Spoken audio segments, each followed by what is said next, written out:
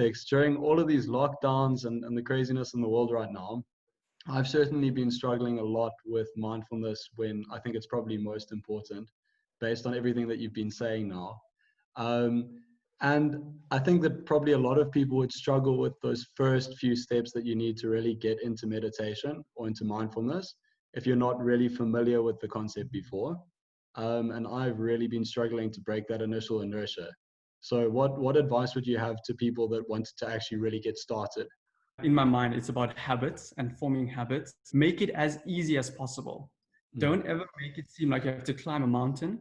Make it seem like you just have to take a single step. Like, you can always just make that first step as enjoyable, as comfortable, and as attractive as possible.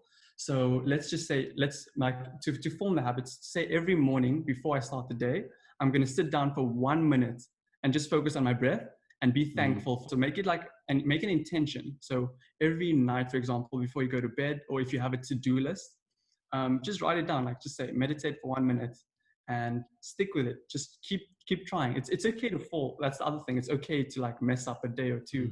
You just have to keep trying, and then slowly, gradually increase. And I really, really think, if you think about this, like going to the gym, the harder it is, the smarter you are becoming. Like your brain is literally developing to adapt to the challenge. So once you go from 1 minute to 2 minutes, the neural pathways are now just strengthening, stronger and stronger and stronger. And then you reach a point where you can just sit down and be like, okay, that was 15 minutes. Whoa, okay, let's go a little bit longer today. In terms of, I know that mindfulness is really is part of a conscious activity of the mind. And I just wanted to know, what are your thoughts on the link between the conscious and the subconscious, and the power of directing our thought, and I suppose linking to the fact that our thoughts and our lives are what we created to be, and the basis of that link between the conscious and subconscious? Okay, that's a very cool question, because I think if I'm correct, I've read up somewhere that we are control of 5%, the conscious mind is in charge of 5% of the brain. The rest of it, literally 95%, is subconscious. And that kind of makes sense. You're on autopilot most of the time. If you think about it, you wake up, you make the same coffee, the same breakfast, the same outfit, more or less. So I feel like when you put in a little bit of effort to make sure that the 5% that you can control is, you treat that well, then the 95% kind of just works out for you. And the more you're able to, get comfortable. So the other thing is that it's a lot of reflecting and just introspection, and, because thoughts come and go, you just accepting them as part of the practice. You're just accepting them. So the more you learn to accept that, thoughts are very temporary, even feelings, even when you're feeling a bit anxious, when you're feeling a bit stressed out, it's very temporary in nature. And I think that kind of just links all back to how mortal we are as beings. We are very temporary on this planet. And when we're just more aware of that, I feel like it's quite motivating to just try your best, I feel like I've seen the byproduct of you making the shift in your life. No, for real, from first year and stuff. So it's really cool. I think question one would be what was your journey in the beginning? Because I guess, like Mike said, it is quite difficult in the beginning. And I've tried multiple times, but then I get over it. You know what I mean? So what was sort of the key to you being consistent with regards to meditation and that kind of thing? And two, what would be things that you would say aid you in becoming more successful, if I can call it that, in being more mindful, just with regards to your schedule, or with regards to how you use your time, things like that? What are the practicals or the practical tips that have worked really well for you? Comfortable. And I think also, going through a breakup, often all these emotions just catalyze change, whether it's positive or negative, it's quite up to you. So I tried for myself to use the energy that I had to improve myself somehow. And so I was also, like you said, in the beginning, it was very oh man, I can't sit and listen to this guy's voice for 5 minutes. It's so annoying. Focusing on my breath. What does that even mean? So I think it's more about a habit formation than it is about the concept of meditating. And to me, I started off with guided meditations. I think that is definitely like the first step, because it helps you. Like it's someone basically speaks to you about the whole process. And that's why I also started using Insight Timer. You need to see how you get yourself going. Like for me, writing it on my to-do list really helped me. Like literally, I would itch to just tick it off. And when you stick with something for a long enough time, it does become second nature after a while. But the trick there is obviously to stick with it every single day for at least 2 weeks until it becomes a little more comfortable. So I think the first thing is to acknowledge that it is going to be difficult. And you should just be okay with that. Like accept the fact that, you know, this is not going to be the easiest thing. Like I'm not just going to slide into the meditating habit. And the second thing, so after you've acknowledged that discomfort, however you find works best, like whatever works best for you in terms of getting things done, try and form some form of structure around that. So like in the morning, let's just say you wake up every day at like 7, then you eat breakfast at 7:30.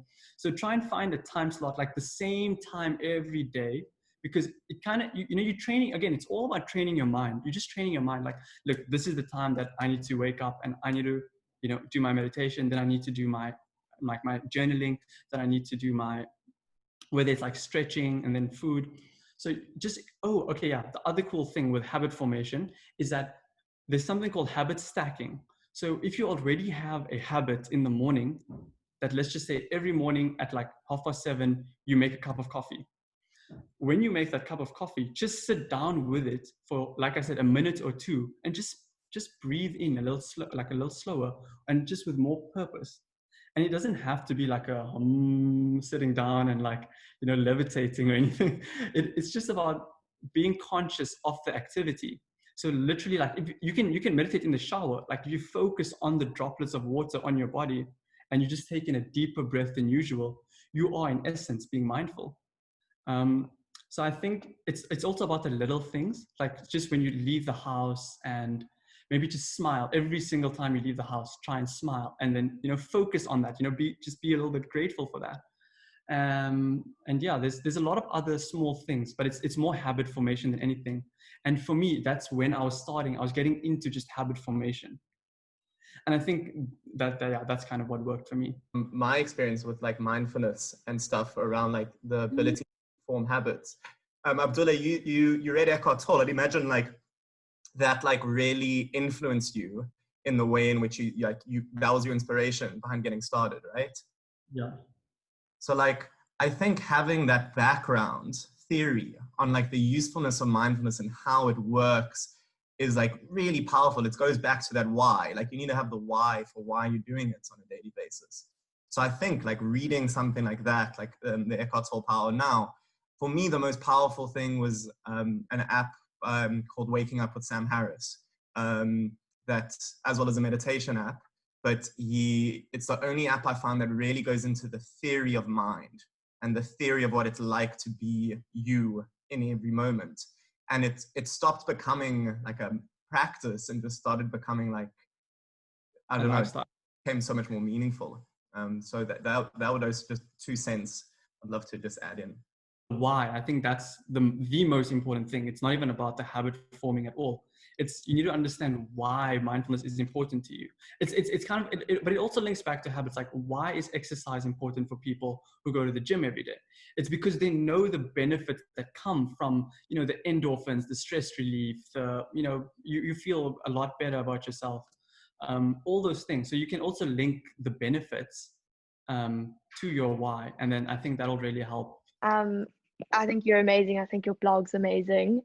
So yeah, thank you for sharing that with us. And Eckhart Tolle is amazing. I think everyone should read that book. I've also read that book, parts of it, not fully, but I found it really helpful. My question to you is, do you think that you have to sit and like up straight the whole procedure, or do you think you can basically meditate wherever you are?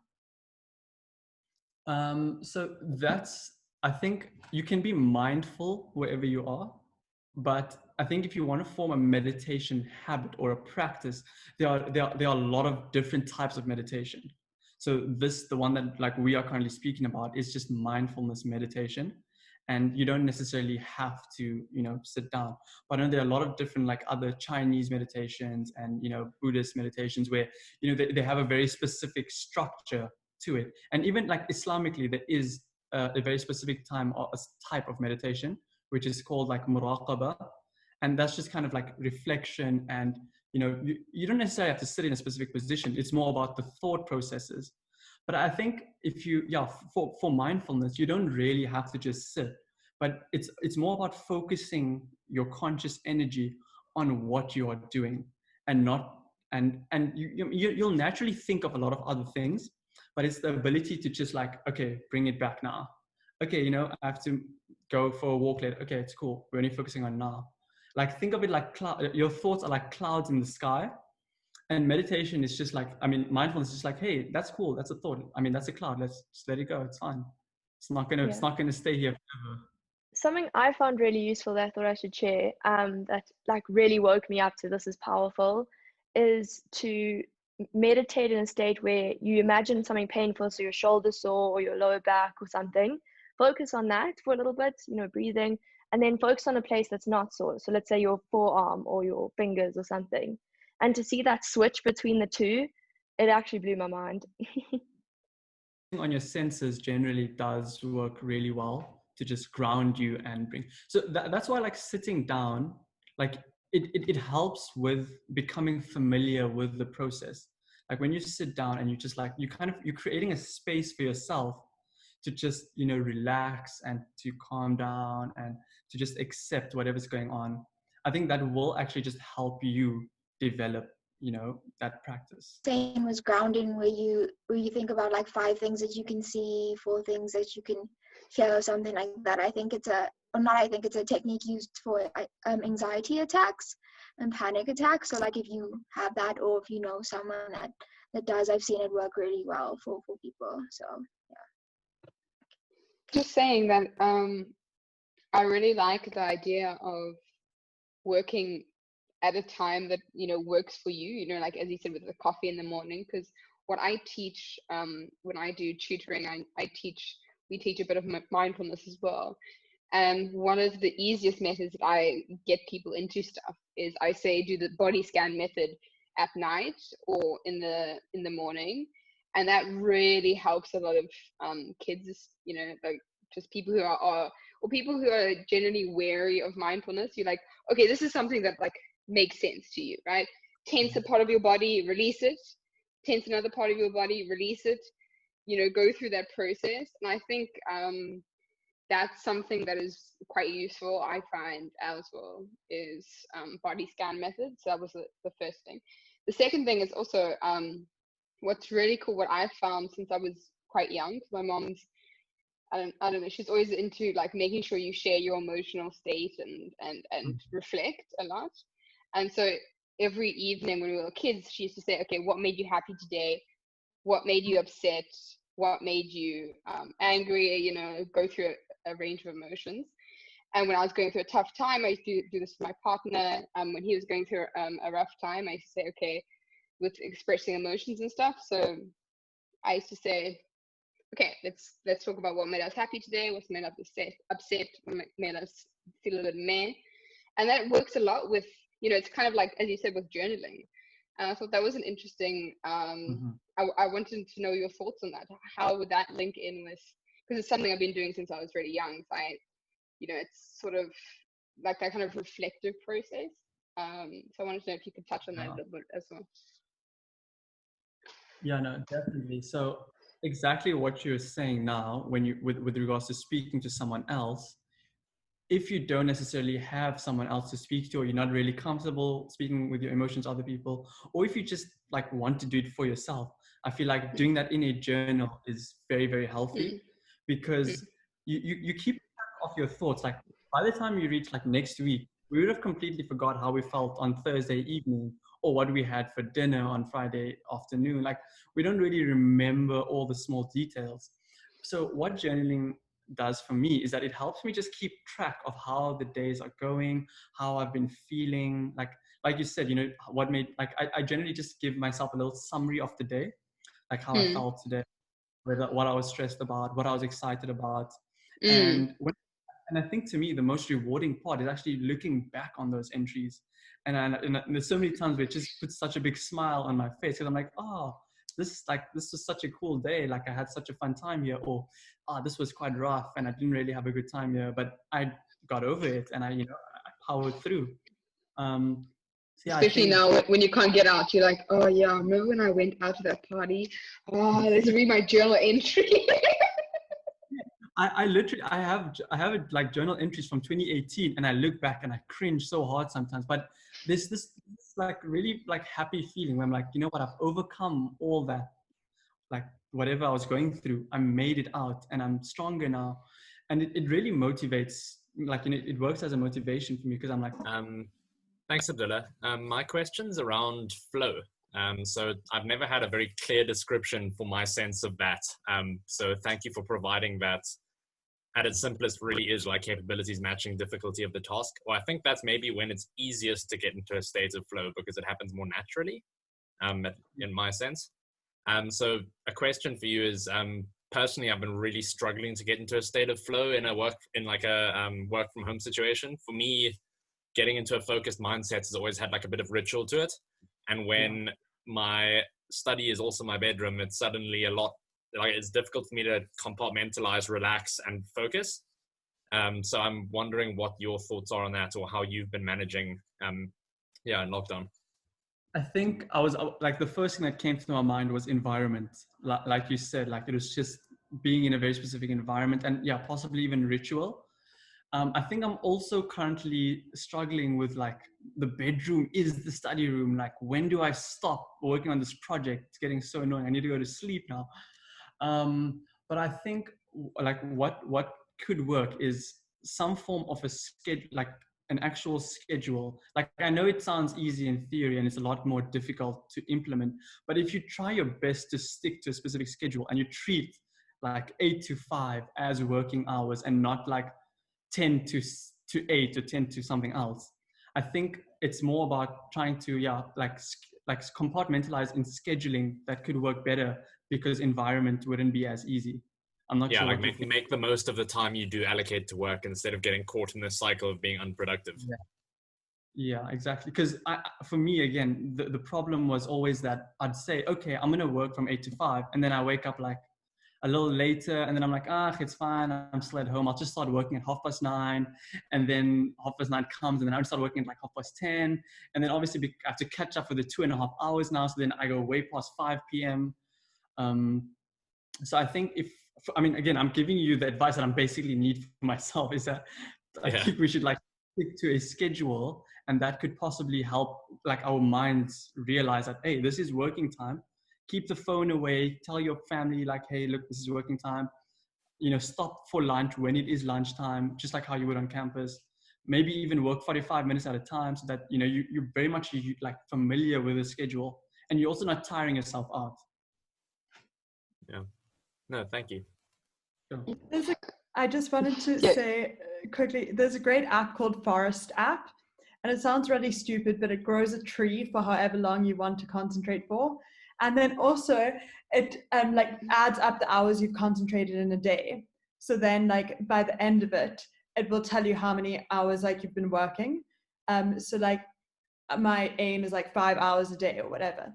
So then I accumulate the hours like with a timer. So I set the intention to work for like an hour, and then you set the timer and then it accumulates that, which is great because it like holds you accountable. And then it also has like deep focus mode.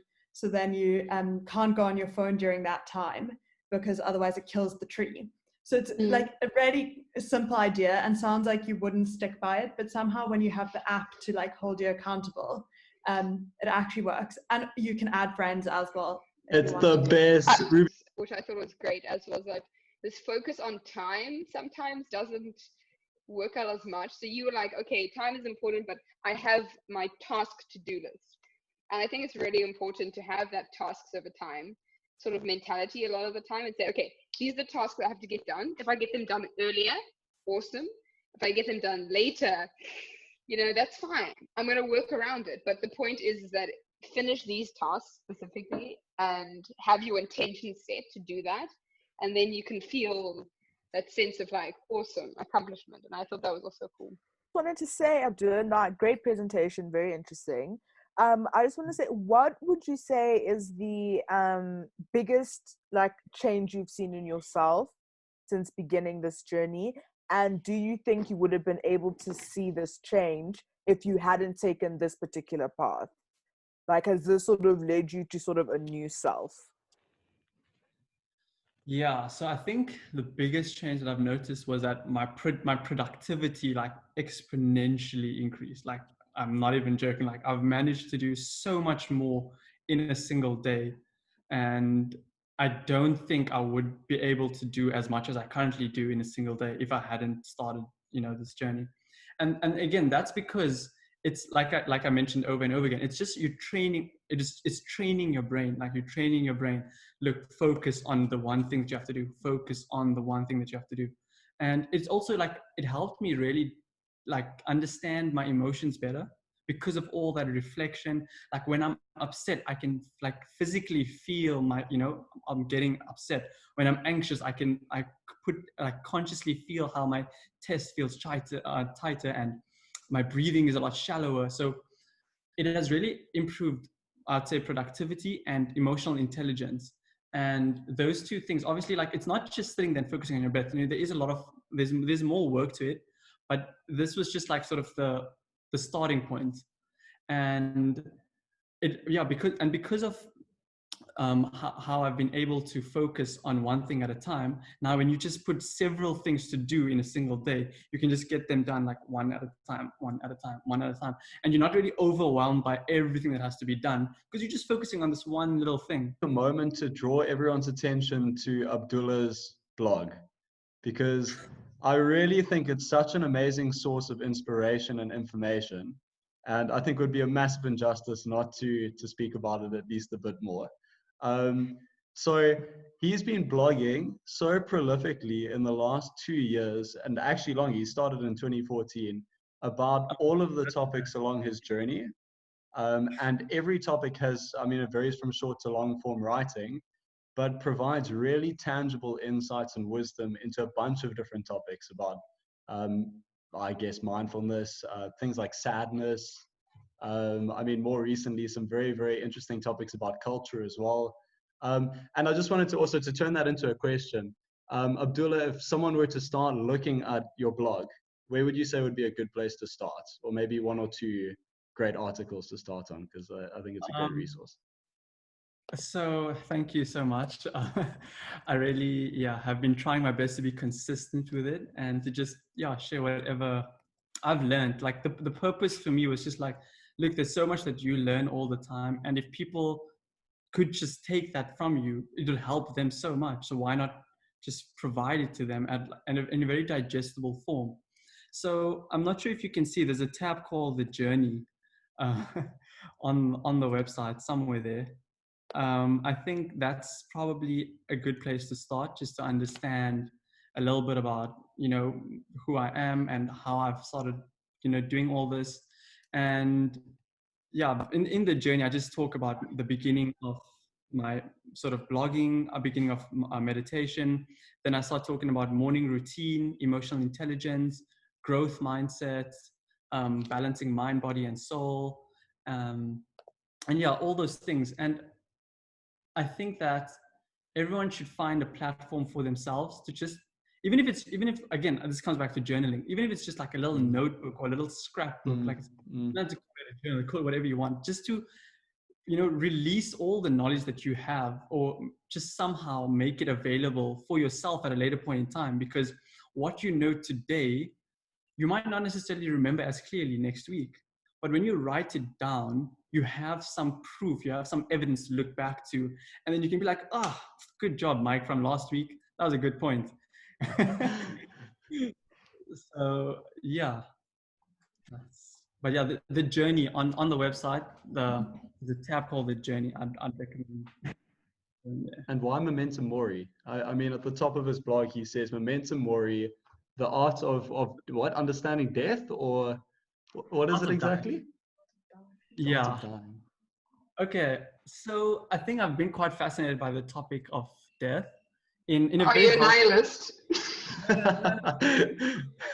in like the best possible way. Like it's just something to think about because it is inevitable, you know. Like I think the more, like I mentioned this to Jordan, I think at the beginning, we are mortal beings. We are very temporary. Like our timeline in the greatest scheme of things is literally like minimal. Like you're a speck of dust in the universe, basically.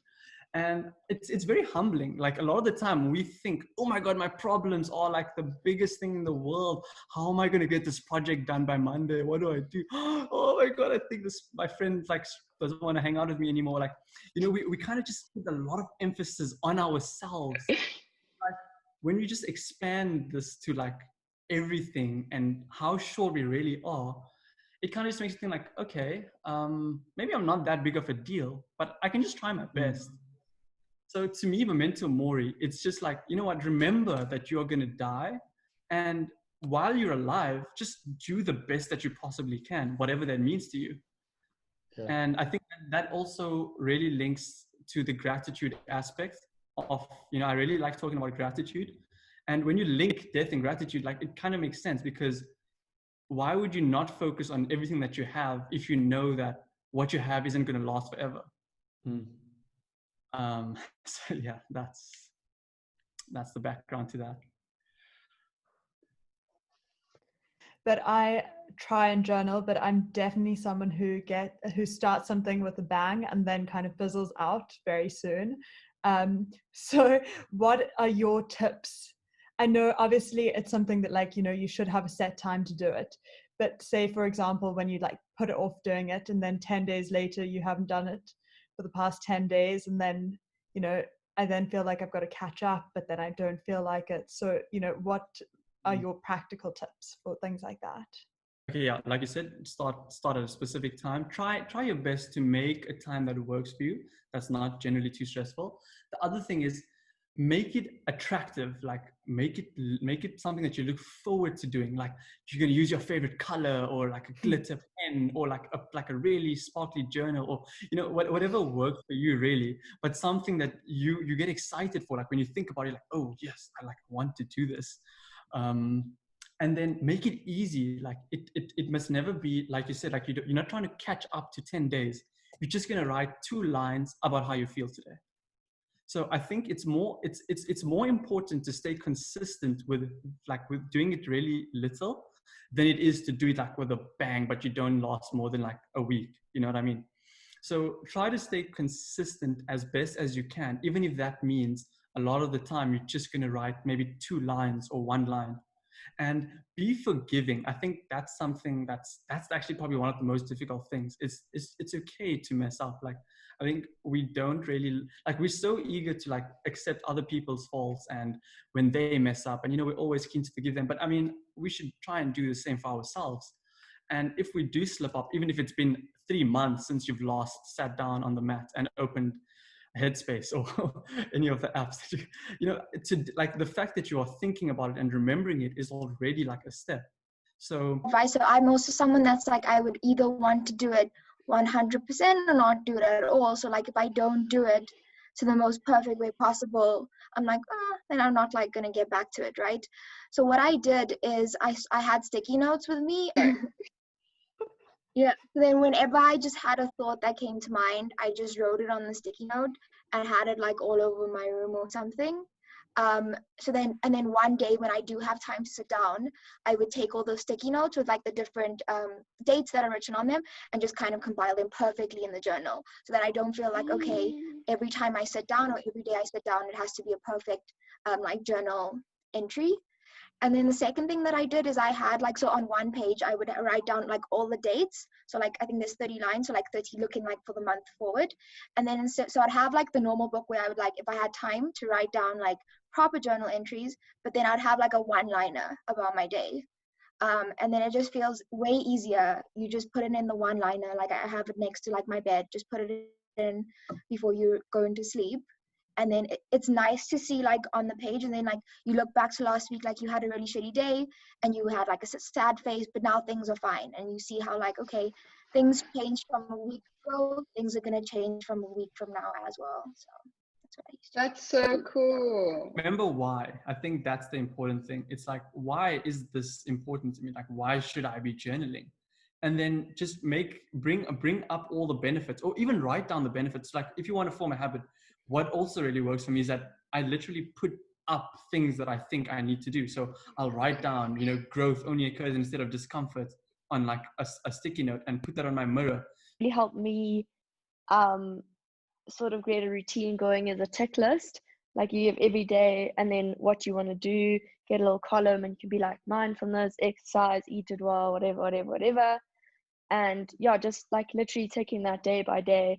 Like, I have it next to my bed to kind of keep yourself accountable. And I kind of think make a few things that you're not let down when you can't tick that like one box maybe. So that you can be like, oh, I did other things today.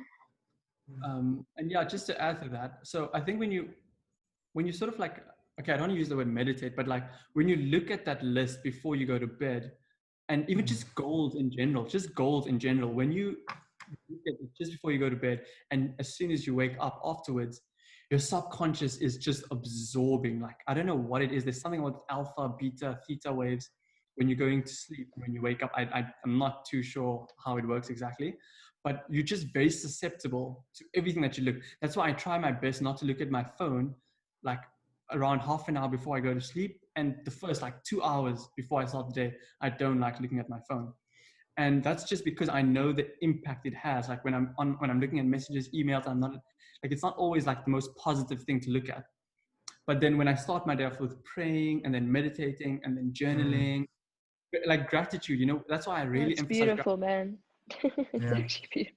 Gratitude is what, it'll absorb into your subconscious, and then you focus on everything that you have. So when things go wrong, you're still like, but I have a set of eyes to see. I have food on the table every day. I have a roof above my head. I am very comfortable financially. Like this, like there's just so many things that you can just be thankful for, instead of like, oh, I'm stressed. This guy at work is being annoying. This project's not working out. I have an assignment. Like, obviously, there is a balance, but when you really just be like, you know what, I'm actually grateful. Exactly. Like, I'm grateful that I have education, that I'm privileged to learn, and that I'm actually eager to learn. Like some people have more than me, but they're not as eager to learn. And that's very unfortunate. So yeah,